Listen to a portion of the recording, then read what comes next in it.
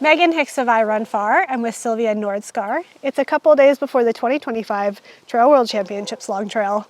You've been here for a couple days though, you're kind of the local. We've just arrived. It's nice to meet you, Sylvia. Very nice to meet you too.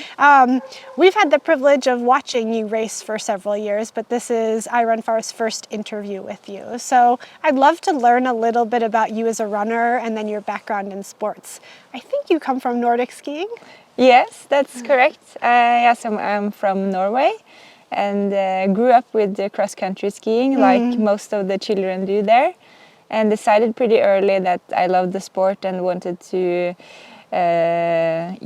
go that path. So I went to a secondary school and a high school specifically for cross-country skiing, and I was competing on a very good level in Norway and did that up till I was about 20 years. Then I got a scholarship from Denver University. So I moved to US and was competing for the ski team there next to my education at the university, and had 4 great years. And after that I prioritized my business career more, and that's when I kind of started running because that was what I had time for. I loved looking into your history with running because I think at least some of your early documented trail races were some little races in America. Yeah. Like you ran our very historical Bar Mountain Trail race. Yeah, that's true. That was the last spring I think I had in the US, and I had a summer where I was running a lot in the mountains in Colorado and started to really enjoy mountain running.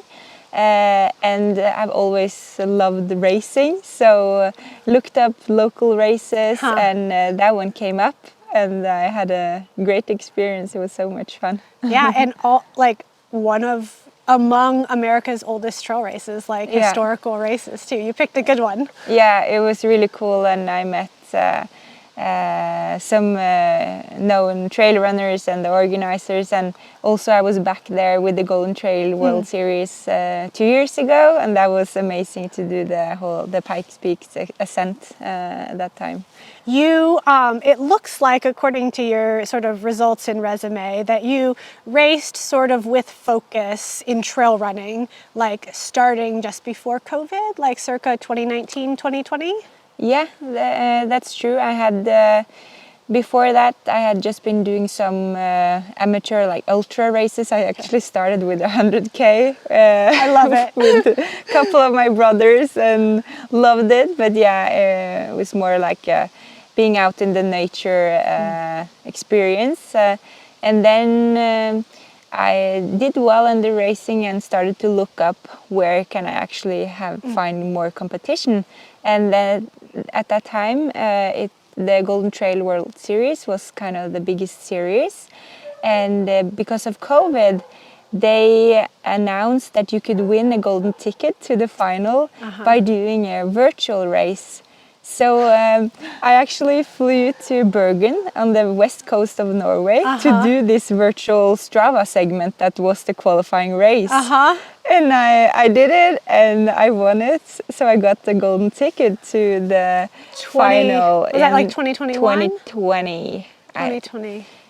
Yes, and that's so cool. Yeah, so that was how I got into could see the international scene, and from there I started to look more strategically into how I could do more of this, and eventually I did less work, and now I'm a full-time runner. You, it seems like your performances sort of transitioned in the circa 2023, 2024 range, where it was like super solid runner to where you started winning and podiuming in some important events. Like you just did that at CCC like 3 or 4 weeks ago, Zigama Marathon last year. Transitional. So I guess maybe that coincided with you turning pro as a runner? Yeah, so that was in 2023. I decided felt like I was competing at a good level internationally. I did the stairs, so was getting into the top 20, and then suddenly I got some top 10 positions, and figured out with the full-time job, I wasn't able to develop more than that. I wasn't able to get into the very top level. So in 2023, I quit my job and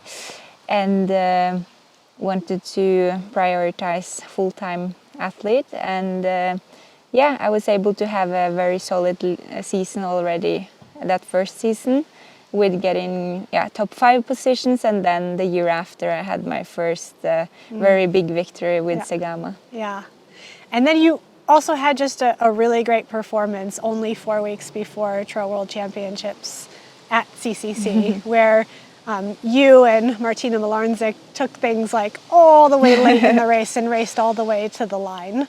Talk a little bit about that race.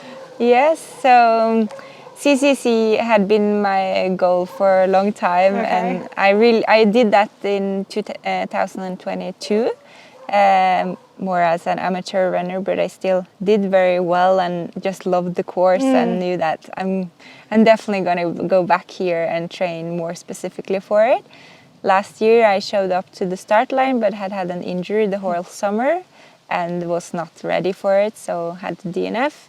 So this year I was a bit scared just because I hadn't done any 100Ks before it, and also very excited. I have had a good season and training has been good, but running so long you never know. Yeah. So yeah, was very excited, and the race was able to follow my plan and the strategy. It was a beautiful day and I really enjoyed it, and started conservatively, picked places, and then from Trient my plan was that from there it's beast mode. Yeah. And it was so cool because I was actually able to turn that on and switch gears, and then we got the Norwegian weather, you know, with the rain coming in, and I was, yes. I'm actually in my element. Yeah. So that turned into my favorite too. But yeah, and I had a super strong finish, and it was just so cool to race. Also when I saw Martina at the top and we could make a really cool battle down, I enjoyed it. And even though I was 18 seconds behind and the first loser, I was really happy. I feel like you can't, when a race goes that well and you get the opportunity to battle all the way to the finish, like both places are like winning essentially. Do you know what I mean? Like in terms of like sport, right? Like it's just cool to be able to have a race like that. Yeah, it's I think for me racing is so much about how you're able to execute it, how your body is feeling, are you able to get the best out. And of course we are I'm a very competitive athlete, so it's like the winner takes it all, that's for sure. But I was happy, I was smiling, and that was my feelings. So that's what I'm left with, yeah. I think on paper, transitioning from racing a hard 100K 4 weeks before racing a hard 80-something K is like a difficult transition. How is it going for you? Yeah, it's a risky choice, but also an interesting one. And recovery after CCC has been pretty good. I felt like I went off that race with so much energy and positive vibes, so the motivation has definitely not been lacking. Yeah. And my body has also felt good. I've been able to do the plan I've set, but of course it's such a short periods, you don't have time for a lot of training and a lot of preparations, and then you have the flight home and then the flight here. So now I'm just trying to stay calm and get as prepared as I can by knowing, even though I don't have the time now to see the whole trail, but seeing what type of terrain it is, and I will study a lot the course so I know it, and I have my parents here with me this time, which is very exciting, and hope for a day where I'm able to push well and stay stay fit, nothing that I don't get any trouble. But yeah, and then we can have a cool competition as in CCC. That's the coolest thing, I think. I love that you led your answer with the psychological aspect, that you took with you CCC, positive vibes, good feelings. Like in ultras, so much of it is the psychology of it, isn't it? Yeah, I think for sure it's in an ultra you will have it will go up and down, and also I think the period before such a race, that we will be racing for 10+ hours. It's very easy to feel niggles or fatigue, and also for me, knowing that I have CCC just completed that, I think it's really important to stay positive and be excited for this adventure coming ahead, because if not, your body will collapse, and it's not possible to do this double. So the mental aspect is so important for ultras, for sure. I love that. This is the Trail World Championships, which is a unique component in that you're racing for yourself, but you're also racing for your nation. You're experienced in this. I think this is your fourth Trail World Championships, though you've alternated in short trail and long trail over the years. Yeah, it is. We actually talked a lot about my first World Champs in Portugal in 2019 yesterday, because that was maybe the most traumatic experience I've had in is that right? trail running. Yeah, I fell and ended up at my whole thigh split open and ended up at the hospital. What? Really? And, yeah. And in Portugal, I had to call my brother. He's a doctor, because nobody in that little village could speak English. So we had to figure out if I had what medication I needed, and got surgery and then home, and it was a big infection, and it was a pretty scary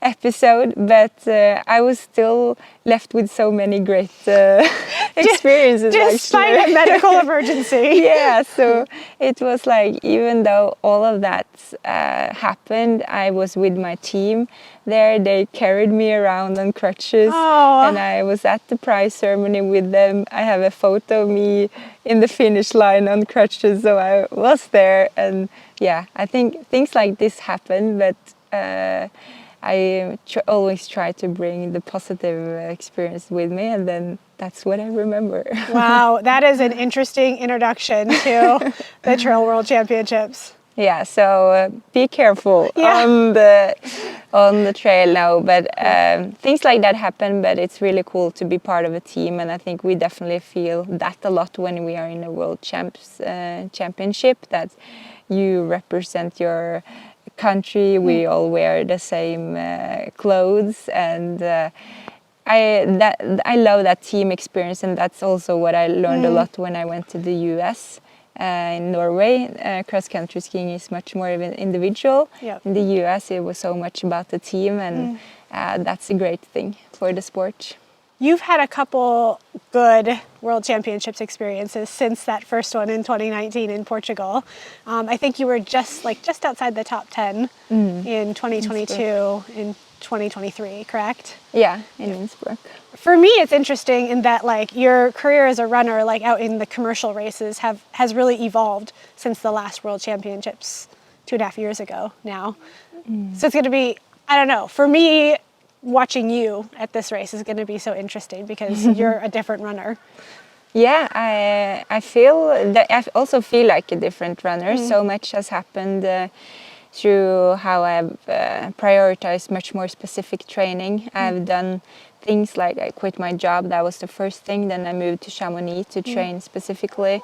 Got a coach, and then now I'm a self-coach and trying to learn new things every day. And it's also very cool to see on videos how I feel much more like a strong runner, how I built the specific strength to be able to fight in these mountains. It's a cool challenge. Cool.